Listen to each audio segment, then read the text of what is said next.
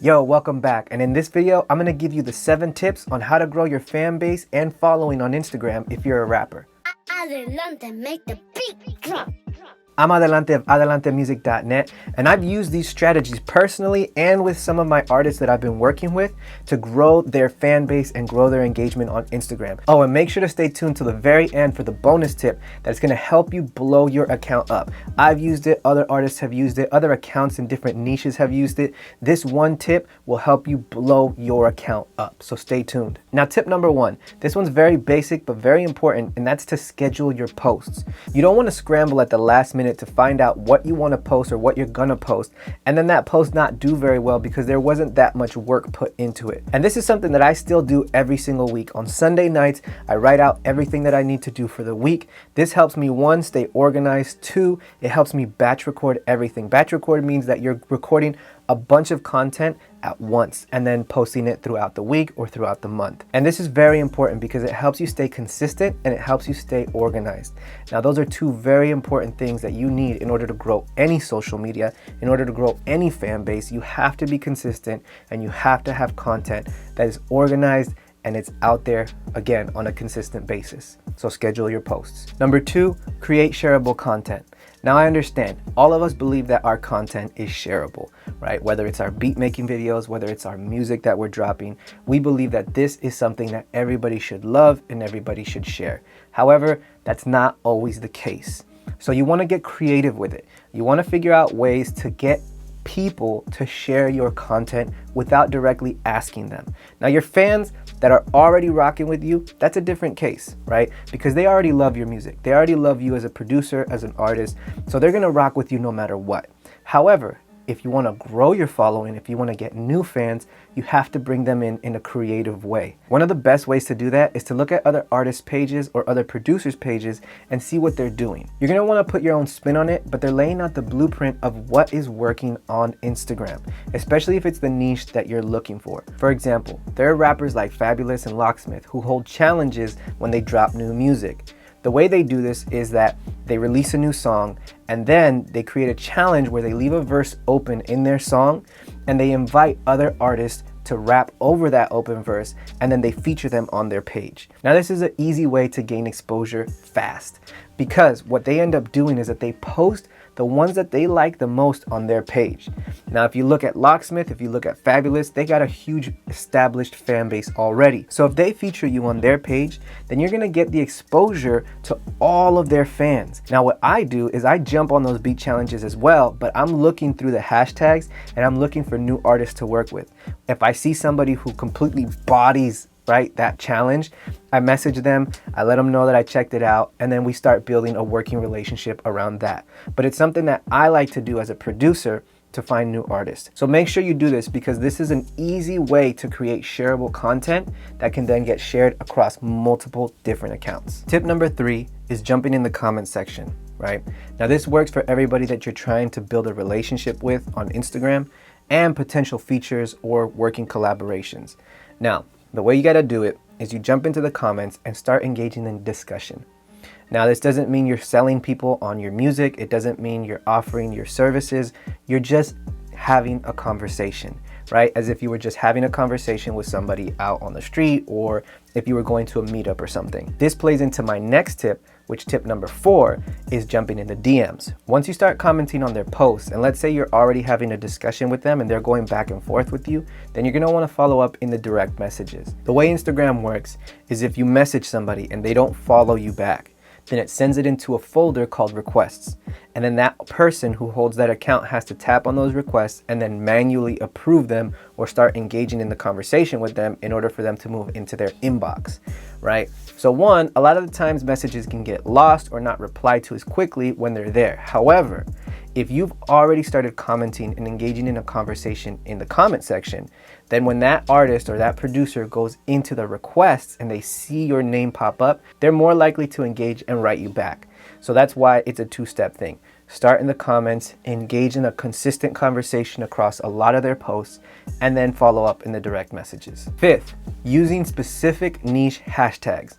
Now, I've mentioned this before because it's super important when utilized correctly. And if you're still confused about it, I go in depth in this video right here where I show you what hashtags to use and how many to use exactly in a step-by-step format so that you can start growing on Instagram using hashtags. Because hashtags are super important and very, very key to growing a fan base and a following and getting in front of a bunch of new eyes. So make sure you do that. Sixth is keeping track of your analytics. Now this is where you're gonna have to check your ego a little bit and put your analytic marketing hat on, right? Because you have to separate yourself a little bit so that you're able to analyze it in a correct, non-biased way, right? Because you're looking at numbers, you're looking at shares, percentages, all of that. You're gonna wanna look at what the percentage of the people who were not following you is engaging with your content, right? Because that's gonna tell you if your hashtags are working. Next, what's your reach? The higher the number, the better.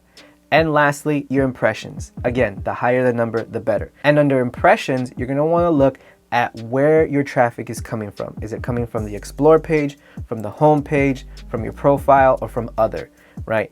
All of these are very important. Now, again, this is where I say you gotta check your ego a little bit. You gotta separate your artist, right? You always have your artist hat on, but you wanna put your marketing analytic data hat on. If a post does not perform well, then most likely it's that one, maybe it's not optimized, but two, it could be the fact that people who are following you are not engaged with that type of content. I had to make sure that I was providing the value and the content that my audience actually wanted to see, right?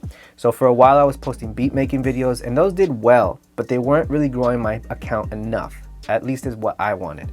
I was kind of plateauing around 4,000 followers. So I had to switch it up. I had to find different type of content that my audience enjoyed. And my content was geared towards rapper because me as a producer, I want to attract more rappers to check out my music and to potentially work together.